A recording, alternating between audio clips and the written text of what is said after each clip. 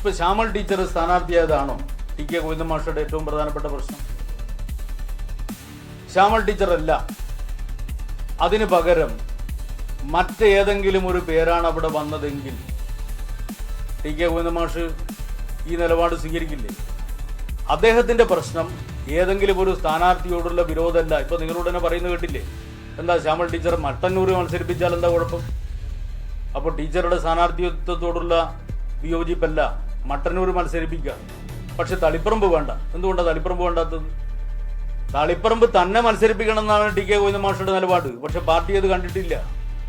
അപ്പം അങ്ങേയറ്റം parliamentary അവസരവാദം, parliamentary ദുര അതുമായി കൊണ്ട് നടക്കലായിരുന്നു ടി കെ ഗോവിന്ദൻ മാഷ് എന്നുള്ളത് വളരെ വ്യക്തമാണ്. ഞങ്ങളുടെ ആരുടെയും പാർട്ടി ജീവിതത്തിൽ ഏതെങ്കിലും ഒരു നേതാവ് എനിക്കെന്താണ് അയോഗ്യത, എന്നെ സ്ഥാനാർത്ഥിയാക്കണം എന്ന് നാളിതുവരെ ഞങ്ങളുടെ അനുഭവത്തിൽ ഒരിക്കലും ഉണ്ടായിട്ടില്ല.